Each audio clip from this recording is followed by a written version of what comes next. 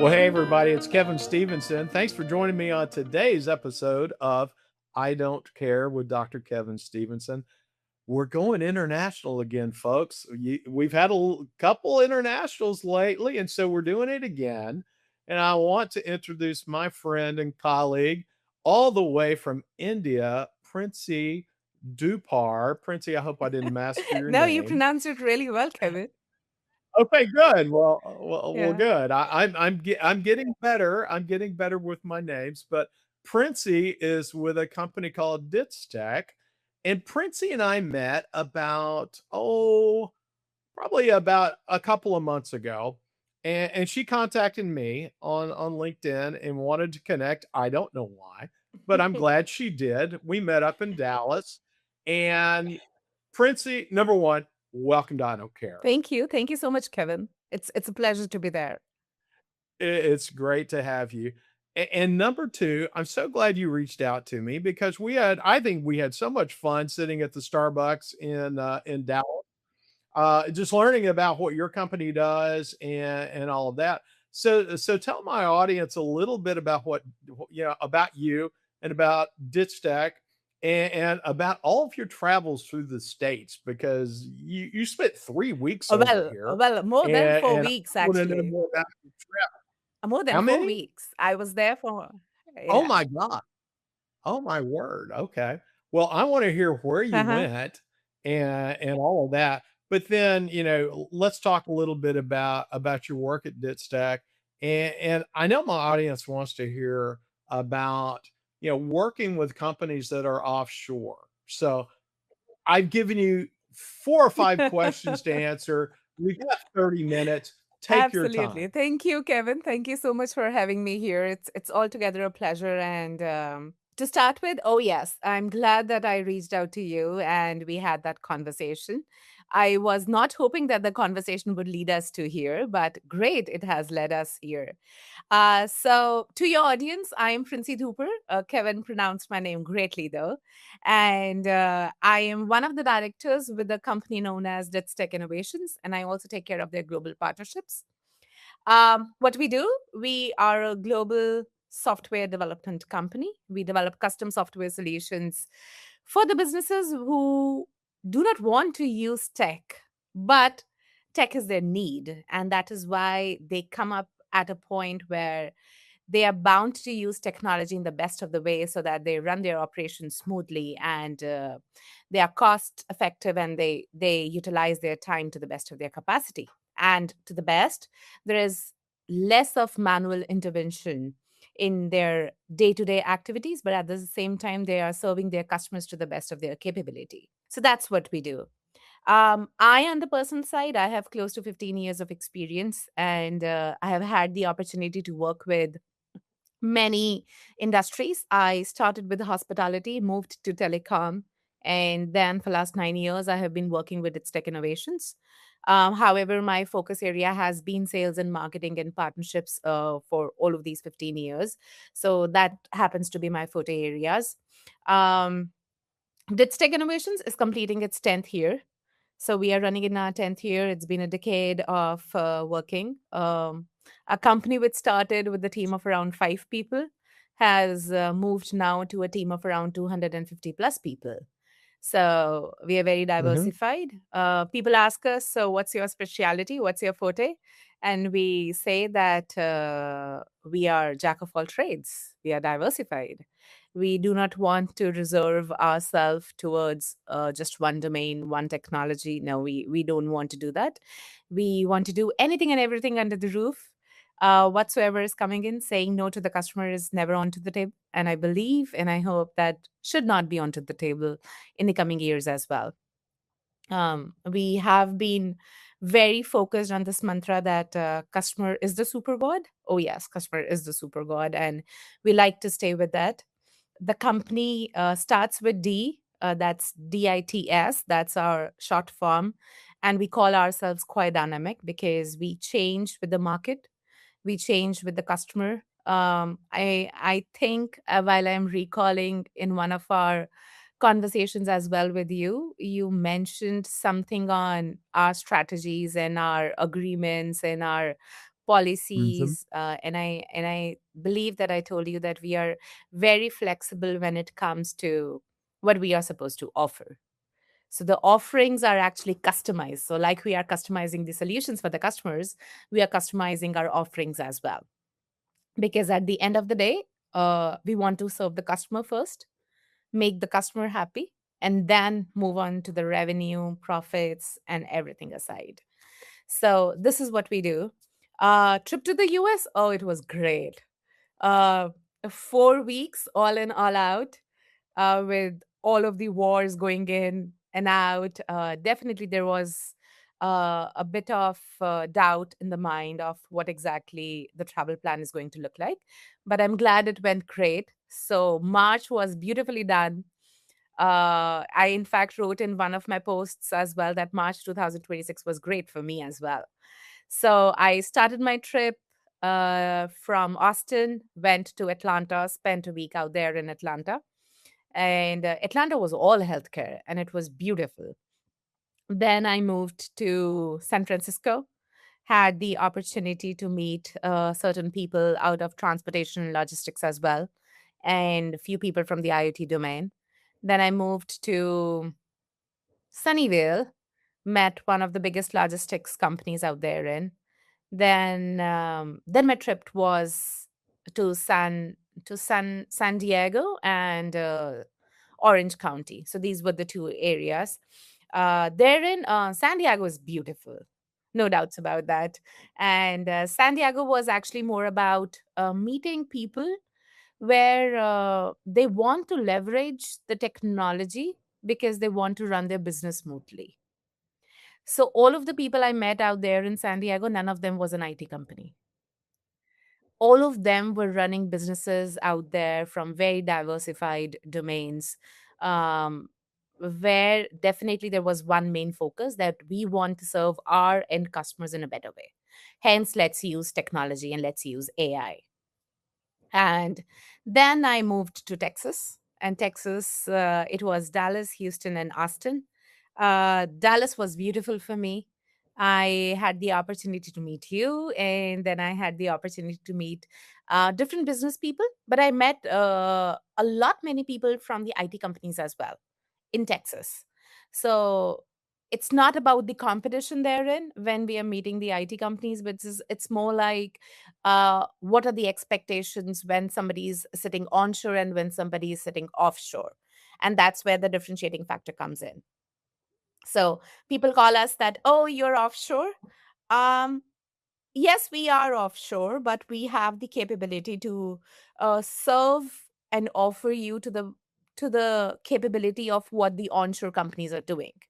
So, what onshore companies are doing? Onshore companies are providing you the support in your daytimes. Well, we say that we'll provide you the support for minimum 3 to 5 hours.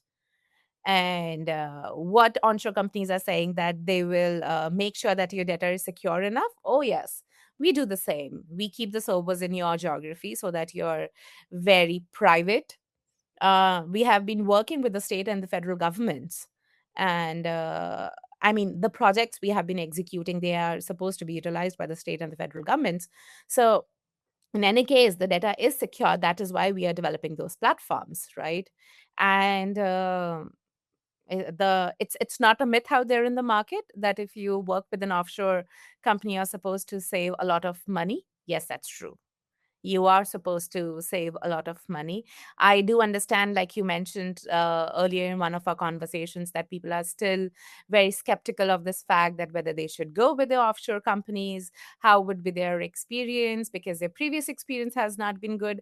But I always ask this question whenever people come and say that our previous experience was just not good working with an offshore company. And I always ask this question that why? I mean, what went wrong? It could be a decision in hurry, it could be that the communication was just not at the right parameters, or maybe the scope was not clear. And none of the parties involved took the advantage of asking, actually. And we do the entirely opposite thing. So we over communicate. So we are just not communicating, we are over communicating.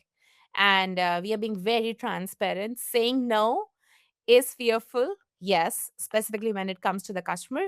But I think that from last few years, we are capable now of taking few hard conversations up with the clients as well, because we probably understood right in the time that that's the need. Okay, very good. So I know you're across, all Mhm. industries, but primarily in healthcare. What type of projects have you taken on in the healthcare space? We try to complete all of the healthcare ecosystem. So, from EHRs and EMRs, and I'm talking about the custom EHRs and custom EMRs.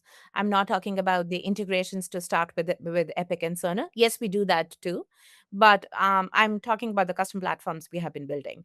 So, EHRs and EMRs for small facilities and small hospitals and clinics for sure. Then we do a lot of telehealth and telemedicine platforms, which are going to serve the virtual cares. We are developing certain platforms for prenatal and postnatal care. Then we do a lot Mhm. of work actually in the public and the population health as well, wherein we have been Hmm, developing okay. the platforms which caters to certain state and the federal led programs too. And along with that, we work with the revenue cycle management platforms, and we develop certain remote patient monitoring systems as well. But the remote patient monitoring systems, let's say if we have Yeah. developed 5 remote patient monitoring systems over the period of time, every remote patient monitoring system is Mhm. serving a different kind of niche. For example, one of the remote Yeah. patient monitoring systems we did that only and only focused on post hospitalization care. Then one of the remote patient monitoring systems we did that started with triage system and moved to post hospitalization. Another remote patient monitoring system we did that was only and only focusing in the wellness and behavioral and mental care. So it started with the mental care, but then it moved to altogether a big time end to end system in the wellness and the mental space. Then we do develop platforms for the healthcare insurance companies as well, and that's one of its own kind because we are developing that platform in a technology known as RPGLE, and that's IBM AS400 platform. Those green old screens. So we develop. We do have a team of that tech as well with us. Um, Along with this, we do a lot of customs systems when it comes to the backend operations of running the facilities, because we know that it's just not only the provider and the patient who are working, but there are a lot many entities at the back end to run those operations smoothly. And I'm sure that nobody could agree to this more Mhm. than you here, because you have that experience of working with the hospitals and the facilities for last, I guess, 40 years, if I'm not wrong. So Mhm. Close, yeah, yeah. so we do a lot of customized systems for them as well. So from chronic care platforms to the platforms which are Okay. only considering to the family planning and breast and cervical systems, to the mental wellness Uh-huh. and behavioral EHR platforms. We do develop a lot many EHRs and EMRs as well. So this is all, and then we do a lot Mhm. of integrations. So we are Mm, doing Epic, we are doing Cerner because they cater to the 48% of the mhm. market share. There's no doubt about that.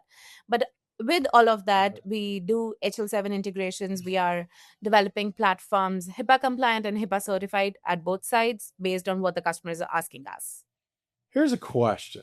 Um, with the advent of AI and so many platforms are out there that are giving, lay people like me the opportunity to build websites and systems and all that. Talk to me a little bit about, the benefit of working with DITs versus, hey, you know what? I can use AI and I can create my own platform. I'm glad you asked this, Kevin, because we have been hearing this a lot. And specifically, the newbies out there in the market, uh, uh, they have this charm of utilizing AI and coming up with this own platform utilizing AI. And I'm not condemning AI, and I'm not even saying that the AI cannot do wonders. Oh, yes, AI can do the wonders. But AI can only do the wonders with the manual intervention. AI needs human. So a blend of AI with human will make your product beautifully done, that's for sure. But if you're utilizing only AI to build your platform, it is going to build a skeleton for sure, a beautiful one. But is it going to be scalable enough that it moves from um, a multilingual, a multi location, and a microservices based scalable application? I doubt about that. I mean, how long do you think that AI is going to take the best of the decisions for you? And if it is going, and if you think that AI is taking the best of the decisions, then who is validating that? If you're not a coder yourself, right? When it comes to creating websites, Kevin, utilizing a lot many platforms, Lovable being one of the most utilized ones. Websites are good when it comes to utilizing AI because it's quick and it's kind of static, right? And you're not dealing out with people's lives out there. But when it comes to building platforms, we recommend that, and we ourselves also utilize AI. I'm not saying that we don't utilize AI to build the platforms. We have to use that. That's the market need. The very first question now the clients come and ask is that, hey, let us know that how many tools are you utilizing? Are you using Cursor? Are you using Copilot? Or are you using Claude? Or a lot many are there in the market, right? So the answer to that is yes, we are utilizing all of these platforms, but we are making sure that it is Mhm. guided by humans. It is instructed by Yeah. humans. Only then the platform is going to come to the best of uh, the productivity or the best of the scalability we are looking out for, because nobody is going to make the platforms Mhm. which is going to run in the market for an year or two. Everybody wants to invest the money which is seen in a long period of time, right? Nobody wants that short-term investment, Mhm.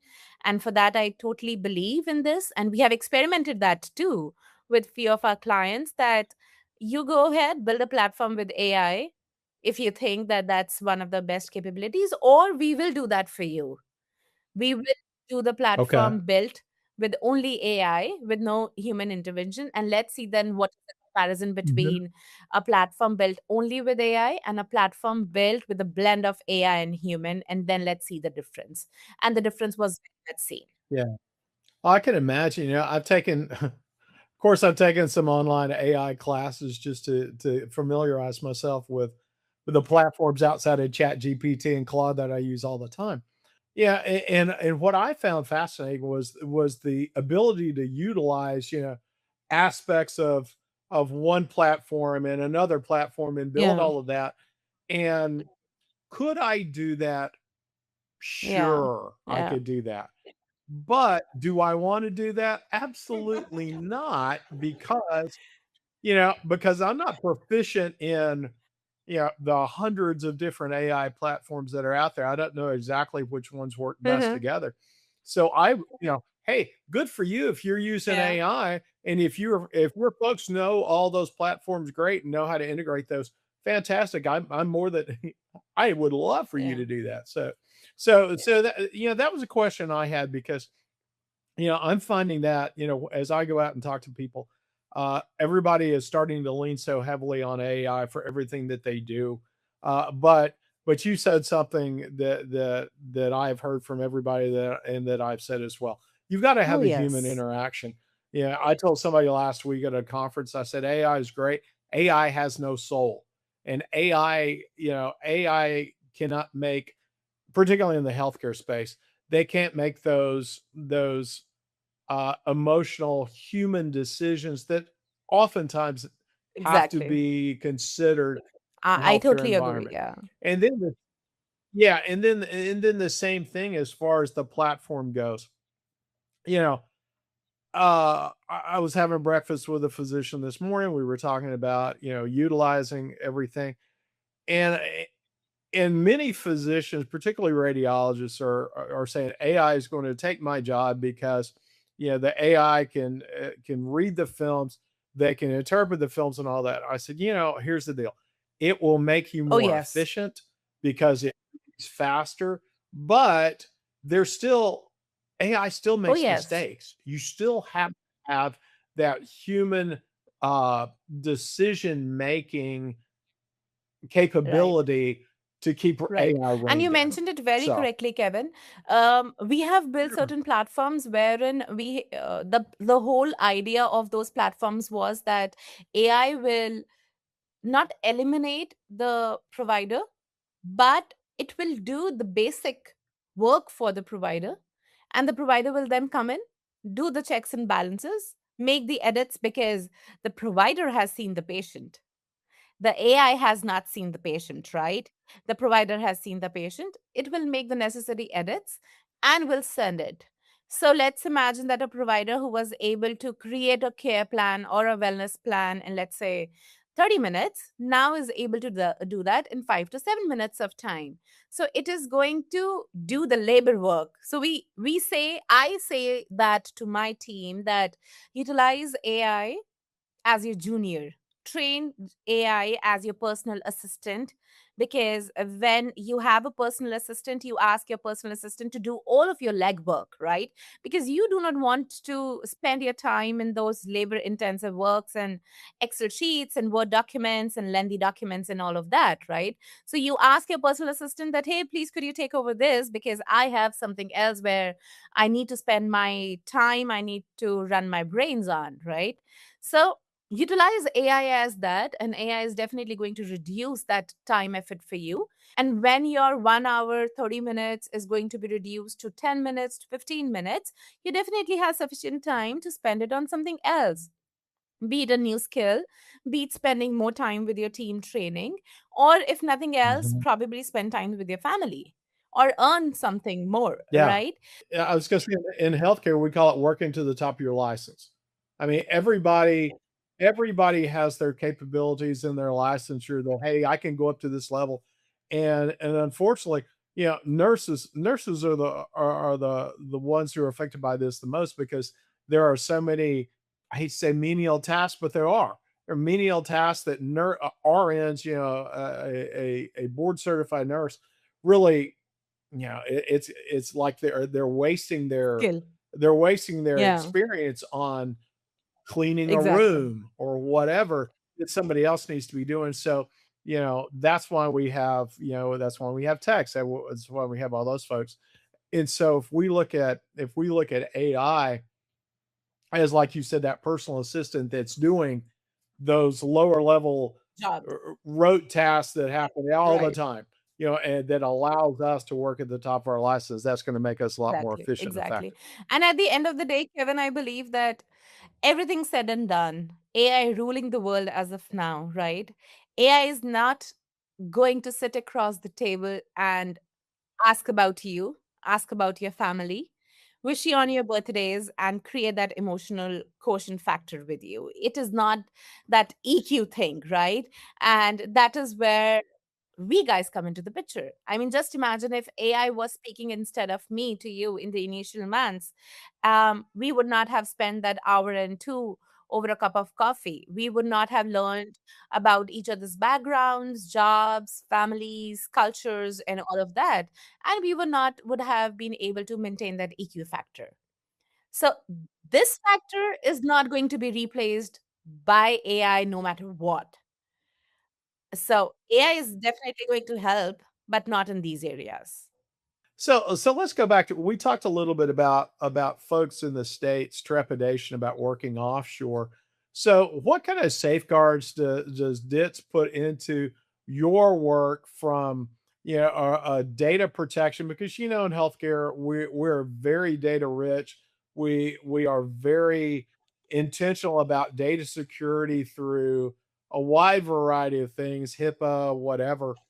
But let's talk about that, but also talk about, how do you vet your employees as well? People who were working with us in 2017, they are still working with us. How do we vet?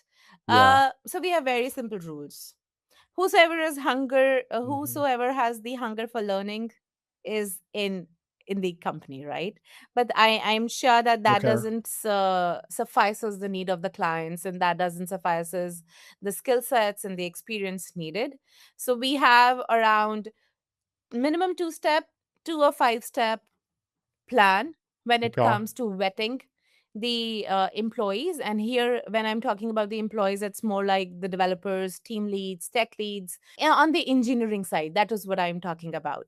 So, minimum 2 step to 5 step, that may include your basic screenings and everything. That includes your tech rounds, that includes your coding rounds. And if we are very much specifically hiring for a particular domain, or we are specifically hiring for a very particular niche or industry, then we make our interviews very specific and custom and tailor made for those specific things. But at the end of the day, we do look at the certifications as well.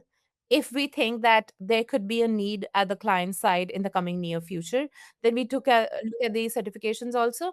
But at the same time, coding round, tech round, and the functional round, because the business round, basically, that how are they understanding the businesses of the platforms they have developed so far. Because anybody can code. If you're not understanding the why part, the problem statements of the platforms you have developed in your past or present, you probably cannot scale with that product. So in order to scale with the product, it is very much necessary for us and for our team to understand the business, the why part, the problem statements, and everything.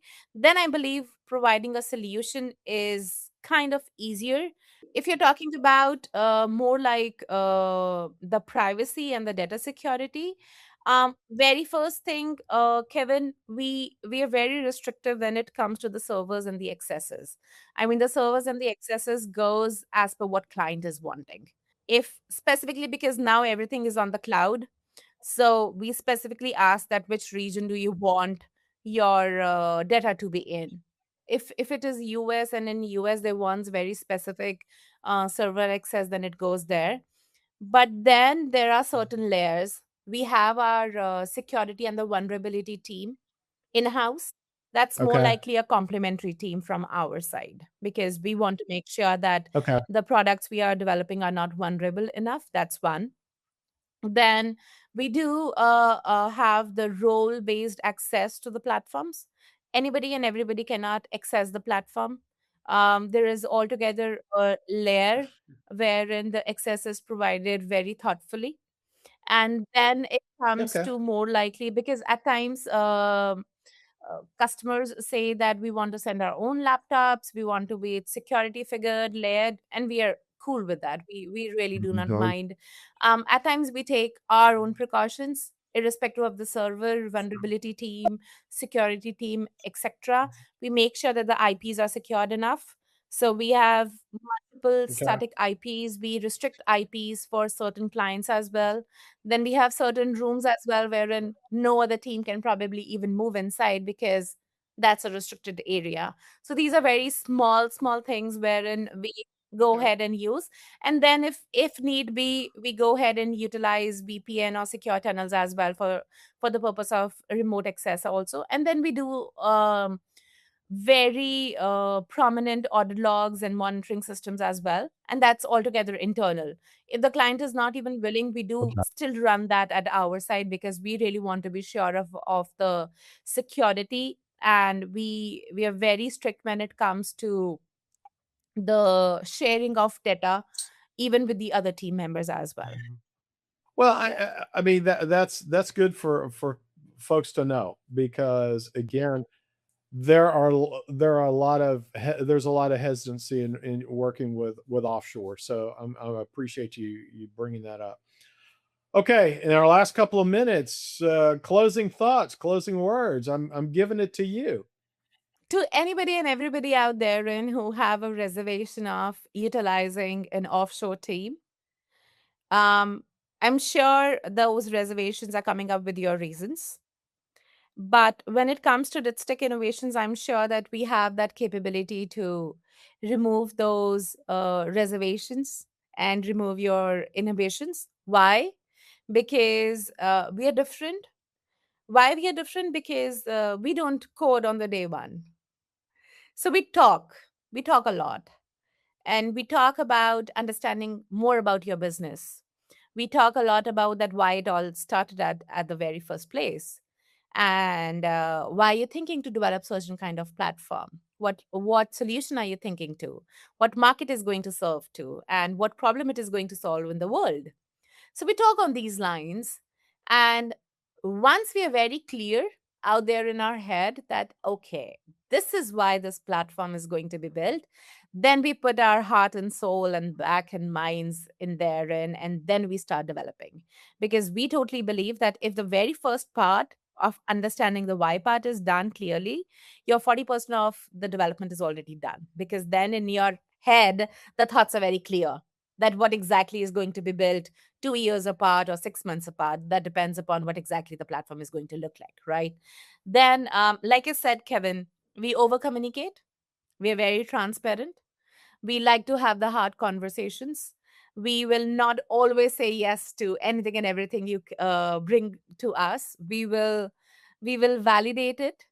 We will even argue, not to condemn, but to bring the best of the products out there in the market, because we totally believe that whenever a client is spending money, it is very hard earned money which they are spending in. And we treat that money as our own money.